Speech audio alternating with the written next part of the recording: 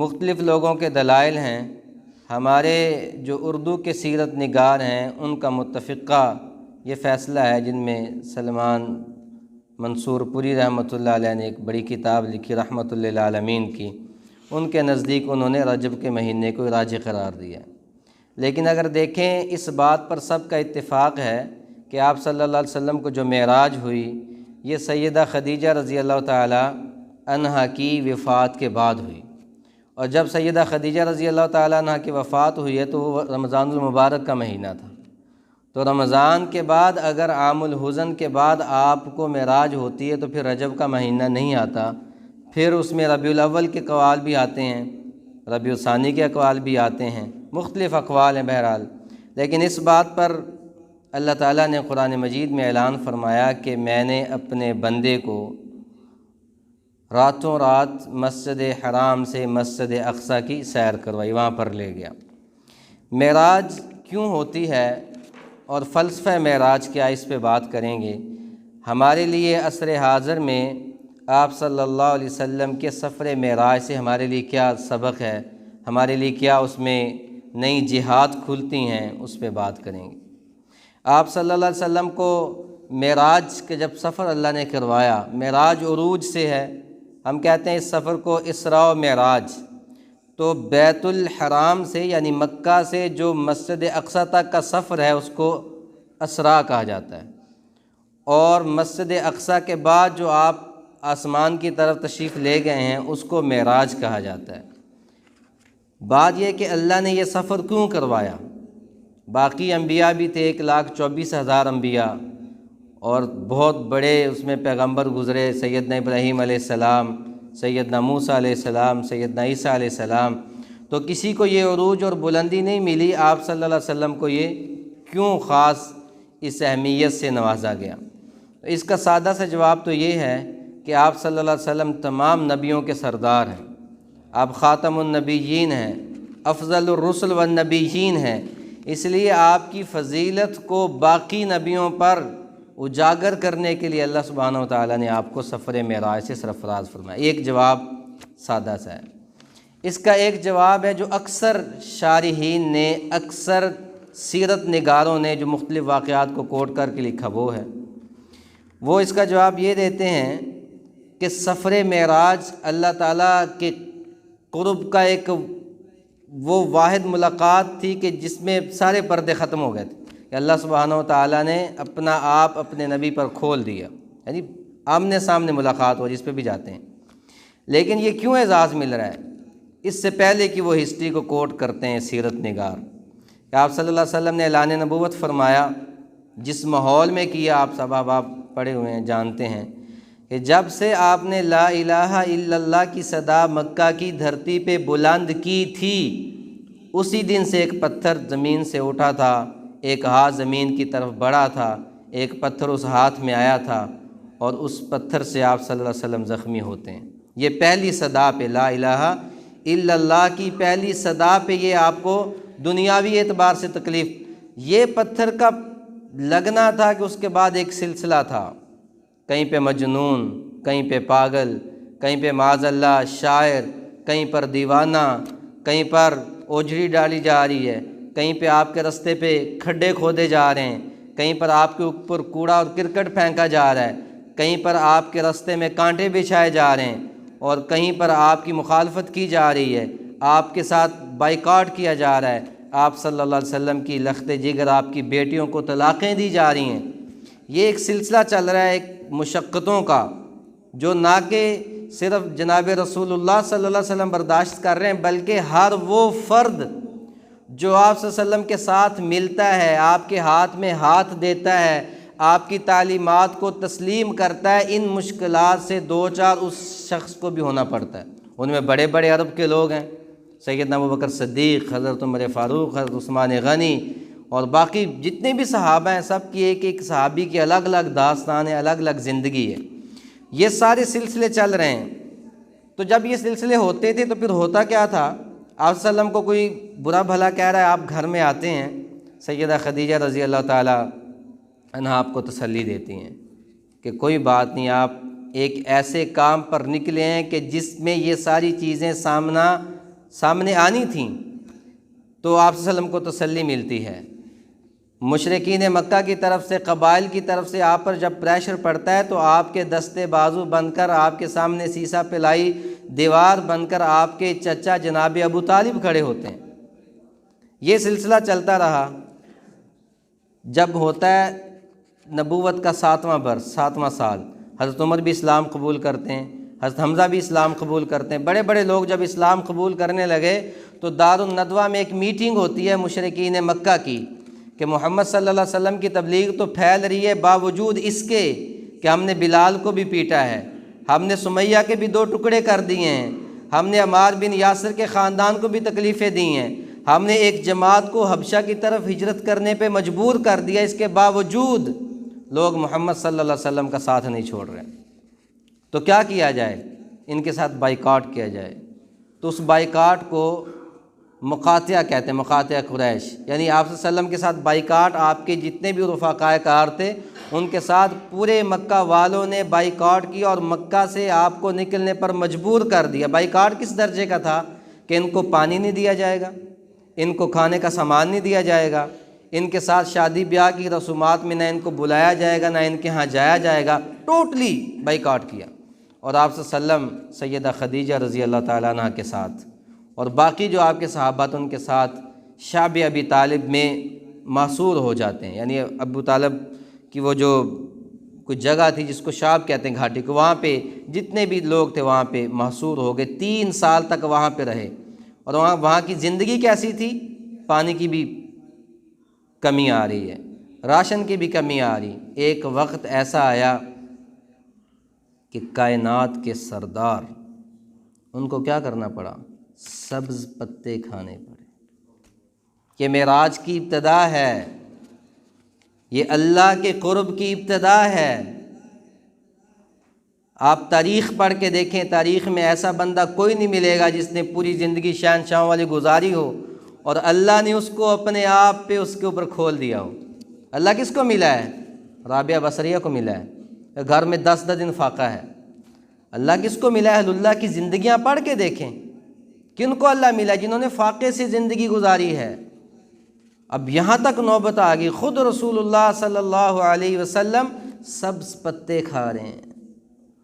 اور آپ کے علم میں ایک نئی بات کا بھی اضافہ کر دیتا ہوں کہ آپ ذرا مکہ کو تصور میں رکھیں کہ اس وقت سبز پتے بھی پتہ نہیں کیسے میسر ہوں گے، سبز پتے بھی نرم و نازک شاید نہ ہوں، وہ سبز پتے بھی سخت ہوں گے۔ یہ زندگی ہے۔ اس میں کیا پیغام ہے؟ اس میں پیغام یہ ہے کہ دین کے لیے مشقت آئے گی اور اس مشقت کو برداشت کرنا اسوہ محمدی ہے صلی اللہ علیہ وسلم۔ اور یہ مشقت کس لیے آ رہی ہے؟ آپ دین کی دعوت کا کام کر رہے ہیں، آپ اللہ کا تعارف قوم کو کروا رہے ہیں، اللہ کی بڑائی کے بول آپ بول رہے ہیں، اللہ کی توحید کے بول آپ بول رہے ہیں۔ ورنہ آپ کہتے کوئی گل نہیں، تسی اپنے بتاں نو پوجو تے میں اپنے رب نو پوجنا، تو پھر تو آپ کے اوپر وہاں پہ ساری آفریں تھیں۔ قل یا ایھا الکافرون لا اعبد ما تعبدون ولا انتم عابدون ما اعبد ولا انا عابد ما عبدتم ولا انتم عابدون ما اعبد لکم دینکم ولی دین۔ اسی لیے آئی تھی، انہوں نے کہا آپ اپنے اللہ کو پوجیں، ہم اپنے بتوں کو پوجنا، آپ ہمیں نہ چھیڑیں، ہم آپ کو نہیں چھیڑتے۔ ہم نہیں کہتے جی اس کی قبر ہے وہ جانے، اس کی قبر نہیں، یہ میرے نبی کی سیرت ہے۔ کسی کو غلط کرتا دیکھو تو اسے بتاؤ، نہ بتایا تو اس کا ہاتھ ہوگا، تمہارا گریبان ہوگا، اللہ فیصل ہوں گے۔ یہ بھی مت سمجھنا کہ ہم اپنی گزار کے جا رہے ہیں۔ تو رسول اللہ صلی اللہ علیہ وسلم اگر چشم پوشی فرما جاتے تو آپ کے لیے ساری راحتیں تھیں۔ یہ پیش خیمہ بن رہا ہے۔ جب یہ 3 سال گزرے اور 3 سال کے بعد وہ ختم ہوا تو نبوت کا 10واں سال سیدہ خدیجہ رضی اللہ تعالیٰ عنہ کا انتقال ہو گیا، اور ابو طالب جو آپ کے سامنے سیسا پلائی دیوار ہوتے تھے، آپ کے حامی تھے زبردست، ان کا بھی انتقال ہو گیا۔ اور اس سال کو پھر عام الحزن کہا جاتا ہے، غم کا سال، ایسا سال کہ جس سال نے رسول اللہ صلی اللہ علیہ وسلم کی زندگی پر غم ہی چھوڑ دیا۔ اتنی آپ کی طبیعت بوجھل ہوئی، سیدہ خدیجہ رضی اللہ تعالیٰ عنہ کا ساتھ آپ، اور اتنی محبت تھی کہ مدینہ میں سیدہ عائشہ رضی اللہ تعالیٰ عنہ کے ساتھ اب ایک دن خوشگوار موڈ میں بیٹھے ہوئے تھے تو انہوں نے پوچھا کہ یا رسول اللہ آپ کو ابھی بھی خدیجہ یاد آتی ہے؟ تو آپ نے فرمایا مجھے خدیجہ ایک لمحہ کے لیے بھی نہیں بھولتی رضی اللہ تعالیٰ عنہ۔ ایسی عظیم ہستی، ان کا انتقال ہو رہا ہے، انہوں نے بھی آپ صلی اللہ علیہ وسلم کے لیے بھوک برداشت کی ہے۔ اس میں کیا پیغام ہے؟ اس میں میری ماں اور بہنوں کے لیے پیغام ہے کہ اگر شوہر پہ حالات آ جائیں تو دنیاوی چیزوں کو دیکھ کے شوہر کا ساتھ نہیں چھوڑنا چاہیے، دین کے معاملے میں شوہر کے ساتھ کھڑے ہونا چاہیے۔ شوہر کہہ رہا ہے بیوی سے بیٹی کو پردہ کروانا ہے تو بیوی یہ نہ کہے نہیں جی میرے تو بھائیوں کے بیٹے آئیں گے، میرے فلاں آئیں گے، میں نہیں یہ کرتی۔ سیدہ خدیجہ رضی اللہ تعالیٰ عنہ کی سیرت یہ پیغام دیتی ہے معراج کے سلسلے میں کہ بیویوں کو شوہر کا ساتھ دینا چاہیے دین کے معاملے میں۔ اور دنیاوی اعتبار سے گھر میں اگر فاقہ، سیدہ خدیجہ کون ہے؟ آپ تصور بھی نہیں کر سکتے، اتنی مالدار خاتون ہے مکہ کی کہ مکہ کے بڑے بڑے رئیس سیدہ پاک رضی اللہ تعالیٰ عنہ کی خدمت میں پیغام بھیج چکے تھے نکاح کا، لیکن انہوں نے نکاح نہیں کیا تھا۔ اور جب آپ صلی اللہ علیہ وسلم کے ساتھ نکاح کیا تو لاکھوں درہم کی مالک تھی، سب کچھ اللہ کے رسول کے لیے لٹا دیا۔ اور نوبت کہاں تک آ گئی کہ پتے چبا رہی ہیں، ان کا انتقال ہوتا ہے۔ آپ صلی اللہ علیہ وسلم بڑے انتہائی غمگین ہیں، چچا کا انتقال ہو گئے، غمگین ہیں۔ ادھر سے مکہ والوں کو پھر شے ملتی کہ نہ سیدہ خدیجہ ہیں نہ ابو طالب ہیں، پھر سے ایک نیا سلسلہ شروع ہوتا ہے۔ آپ صلی اللہ علیہ وسلم کو تکلیفیں دی جا رہی ہیں اور مخالفت پھر عروج پہ ہے، اور آپ کو مکہ چھوڑنے پر ایک بار پھر مجبور کیا جاتا ہے۔ آپ رخ اختیار کرتے ہیں طائف کا کہ میں طائف جا کر یہ پیغام طائف کے سرداروں کو سناؤں کہ شاید اللہ تعالیٰ طائف کی زمین کو قبول کر لیں اسلام کا قلعہ بننے کے لیے۔ آپ وہاں پر جاتے ہیں، وہاں جو ہوا وہ بھی آپ تاریخ میں سنتے اور پڑھتے ہیں کہ انہوں نے آپ صلی اللہ علیہ وسلم کو تکلیفیں دیں، پتھر برسائے اور گالیاں دیں، اور اتنی یہ شدت کا دن تھا۔ حضرت عائشہ رضی اللہ تعالیٰ عنہ پوچھنے لگی یا رسول اللہ کیا احد کے دن سے زیادہ سخت بھی دن آپ کی زندگی میں تھا؟ آپ نے فرمایا ہاں عائشہ، جب تیری قوم یعنی طائف کے لوگوں نے مجھے بے عزت کر کے وہاں سے نکالا تھا۔ یہ چھوٹی بات نہیں ہے، چھوٹی بات نہیں ہے یہ کہ انہوں نے تانے دیے، اور یہاں تک بھی کہا کہ اگر آپ اللہ کے رسول ہیں تو پھر ہم اپنے سر پہ خاک ڈال لیتے، اور یہاں تک بھی کہا گیا کہ کیا اللہ کو آپ ہی ملے تھے نبی بنانے کے لیے، کہ آپ سے مفلس کوئی نہیں تھا جس کو نبی بنایا جائے، لیکن آپ تسلیم کر رہے ہیں کس کے لیے؟ ایک اللہ کے لیے، کہ اللہ جب آتا ہے، اللہ جب اپنا آپ دیتا ہے تو کچھ جھنجھوڑتا بھی ہے، آزماتا بھی ہے، کبھی فاقے بھی دیتا ہے، کبھی بیٹوں کی قربانیاں بھی مانگتا ہے، کبھی آپ کے مال کی قربانی بھی مانگتا ہے۔ اللہ کے لیے تو سب کچھ دینا پڑتا ہے۔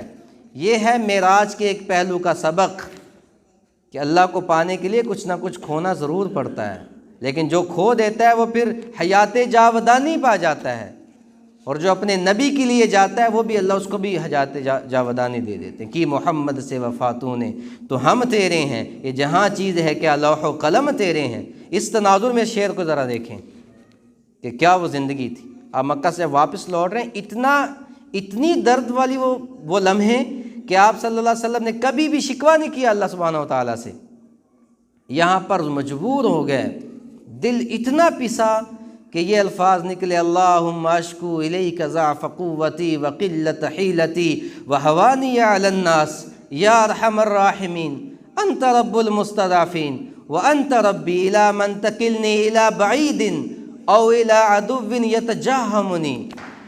کہ اللہ میں اب کس سے شکوہ کروں، میری زبان تو شکوہ کرنے والی تھی نہیں، میں آپ کے سامنے اپنی اس ضعیفی کا شکوہ کرتا ہوں کہ آپ تو کمزوروں کے رب ہیں، میں کمزور بن کر آپ کے حضور شکوہ کرتا ہوں۔ اللہ آپ نے مجھے کن لوگوں کے حوالے کر دیا ہے کہ انہوں نے میرے جسم کو تختہ مشق بنا لیا، وہ جس طرح چاہتے مجھے کڑوی کسیلی باتیں سناتے ہیں، وہ جس طرح چاہتے ہیں میرے جسم پہ وہ تکلیفیں دیتے ہیں۔ اللہ میں کس سے شکوہ کروں، آپ تو مستضعفین کے رب ہیں اور آپ میرے بھی رب ہیں، اور آپ نے فرمایا کہ اگر میرے رب اس میں آپ کی رضا ہے تو میں اس پہ خوش ہوں خوش ہوں خوش ہوں۔ یہ وہ لمحے تھے کہ پورا آسمان رو پڑا، اور اللہ نے جبریل کو فوراً بھیجا کہ جاؤ میرے حبیب سے کہہ دو کہ اگر یہ چاہتے ہیں تو میں نیست و نابود کر دیتا ہوں۔ یہ معراج کا پیغام ہے، یہ اسوہ محمدی ہے کہ اتنا کچھ ہونے کے باوجود، اختیار ملنے کے باوجود آپ کیا کہہ رہے ہیں کہ نہیں نہیں نہیں، ان کو اللہ ہدایت دے گا۔ یہ معراج کا ایک پیغام ہے کہ تجھے کوئی جو بھی کر دے، تجھے کیوں فکر اے دل گلے صد چاک بلبل کی، تو اپنے پیرہن کے چاک تو پہلے رفو کر لے۔ کہ تم یہ نہ دیکھو کہ انہوں نے کیا کیا ہے، تم اپنا ظرف دکھاؤ کہ تمہارے اندر کتنا ظرف ہے۔ پتہ تب ہی چلتا ہے کہ جب بندہ سب کچھ کر سکتا ہو پھر بھی کچھ نہ کرے، اس کو کہتے ہیں چشم پوشی۔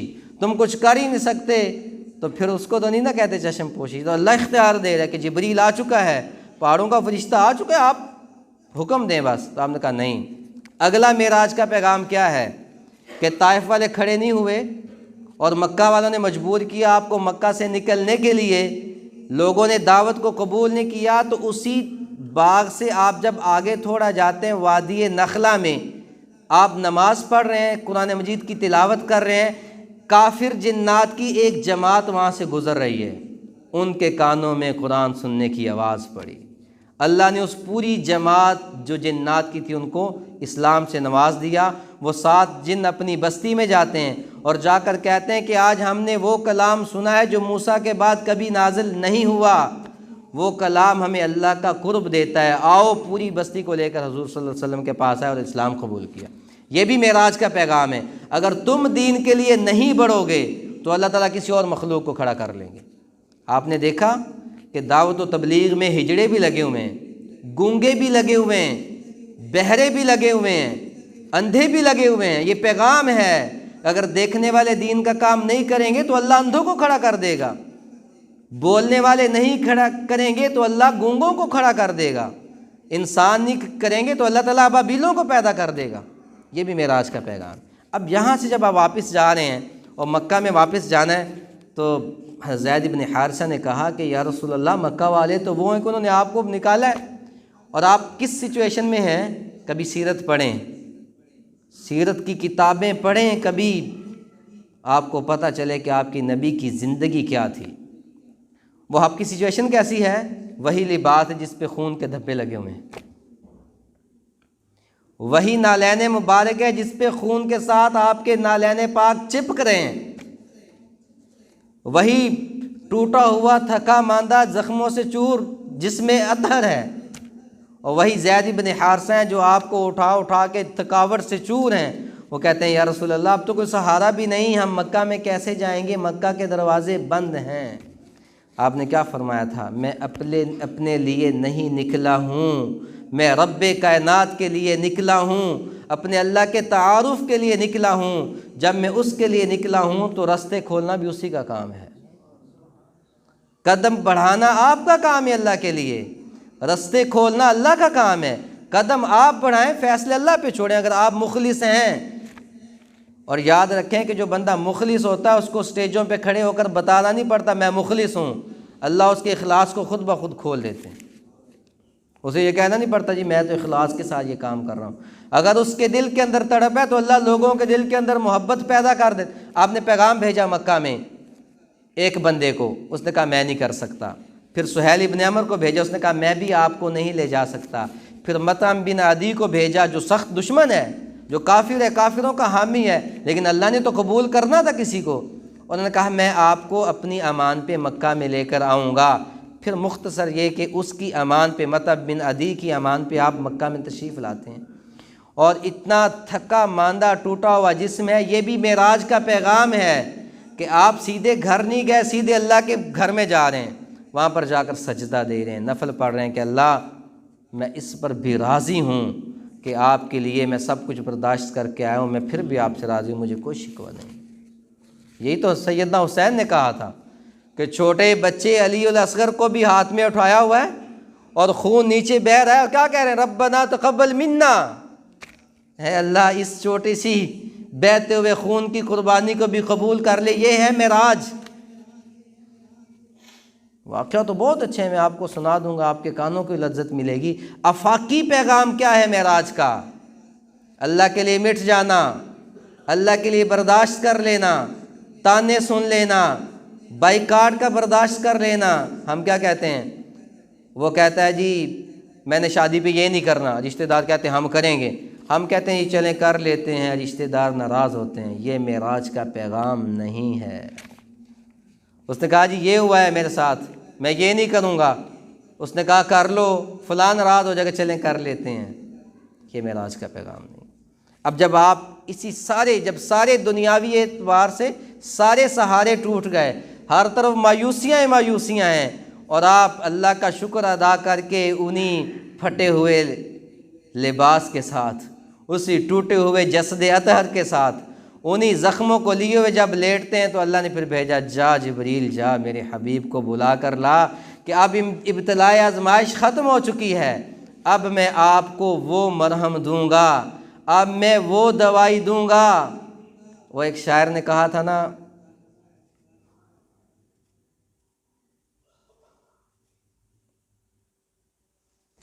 शेर ज़हन से निकल गया, वो शेर था कि कुर्बान क्यों न जाऊं मैं ऐसे तबीब पर, कागज़ लिया और इश्क का बीमार लिख दिया। इस तरह शेर था, कुर्बान क्यों न जाऊं मैं, देखी जो मेरी नब्ज़। जब अल्लाह ने क्या कहा, जा जिब्रील मेरे हबीब को लेकर आ, शायर क्या कहता है, देखी जो मेरी नब्ज़ तो एक लम्हा ठहर कर, कागज़ लिया और इश्क का बीमार लिख दिया। वो मरीज़ कहता है कि कुर्बान क्यों न जाऊं मैं ऐसे तबीब पर, नुस्खे में जिसने शरबत दीदार लिख दी। क्या कहा, जा जिब्रील मेरे हबीब का ज़ख्मों का मुदावा दुनियावी दवाइयाँ नहीं करेंगी, मैं अपना दीदार करवाऊँगा। जा जिब्रील जा मेरे हबीब को ले। तो वो आते हैं, सुबहानल्लज़ी अस्रा बिअब्दिही लैलन मिनल मस्जिदिल हराम इलल मस्जिदिल अक़सा अल्लज़ी बारकना हौलहू लिनुरियहू मिन आयातिना इन्नहू हुवस समीउल बसीर। या रसूल अल्लाह, दुनियावी गम मिट गए, आपको अल्लाह ने मुलाकात के लिए बुला लिया है। ये है मेराज कि जब अल्लाह के लिए आप मिट जाएंगे, अल्लाह के लिए आप मर जाएंगे, अल्लाह के लिए आप पिट जाएंगे, अल्लाह के लिए कुर्बान हो जाएंगे, बेटियां ज़िबा करवा देंगे, बेटे ज़िबा करवा देंगे, आपके साथी घर छोड़ देंगे, आपका वतन लूट लिया जाएगा, आपकी इज़्ज़तें उछाली जाएंगी, आपको पागल दीवाना कहा जाएगा। जब अल्लाह के लिए ये सब कुछ आप बर्दाश्त कर जाएंगे, तो अल्लाह क्या कहेगा, आजा मेरे बंदे, मैंने तेरे ऊपर सब कुछ खोल दिया। ये है मेराज का पैगाम। फिर आप वहाँ से उठते हैं, और फिर आगे क्या मकाम मिल रहा है, आप जब पहुँचते हैं तो 1,24,000 लोग खड़े हैं, अंबिया खड़े हैं, नफूस कुदसिया खड़े हैं। ये 1,24,000 वो हैं जिनके पास लाखों मरतबा जिब्रील अमीन आ चुके हैं। आज वो मुंतज़िर हैं, आप सल्लल्लाहु अलैहि वसल्लम की सवारी को बांधा जाता है। आप भी जाकर देखते हैं कि क्या होने वाला है। जिब्रील अमीन कहते हैं, या रसूल अल्लाह आगे बढ़िए, आज आप इमाम होंगे, ये सारे मुक्तदी होंगे। ये इमामत का फरीज़ा भी आपको दिया गया। ये है मेराज का फ़लसफ़ा। इसके बाद क्या हुआ, सीरत की किताबें वो बताती हैं, उसका भी एक नया अंदाज़ है। जैसे आपने मेराज का फ़लसफ़ा भी आज नए अंदाज़ में सुना, इसको आफाकी पैगाम समझें कि हमें भी कुछ ना कुछ लुटाना पड़ेगा ना दीन के लिए। अगर मेराज मुस्तफ़ा से ये मोहब्बत है, अल्लामा इक़बाल ने क्या कहा था कि सबक मिला है ये मेराज मुस्तफ़ा से मुझे, कि आलम बशरियत की ज़द में है गुर्दूं। क्या पैगाम दे रहे हैं अल्लामा इक़बाल, कि मेराज मुस्तफ़ा सल्लल्लाहु अलैहि वसल्लम का ये पैगाम है, अगर बशरियत, अगर बशर अपने आप को फ़ना फिल्ला कर देता है, तो फिर मलाइका भी उसको सलाम करने के लिए खड़े होते हैं। अल्लाह ताला से दुआ है कि अल्लाह ताला हमें इस पर अमल की तौफ़ीक़ अता फ़रमाए। व आख़िरु दावाना अनिल हम्दुलिल्लाहि रब्बिल आलमीन।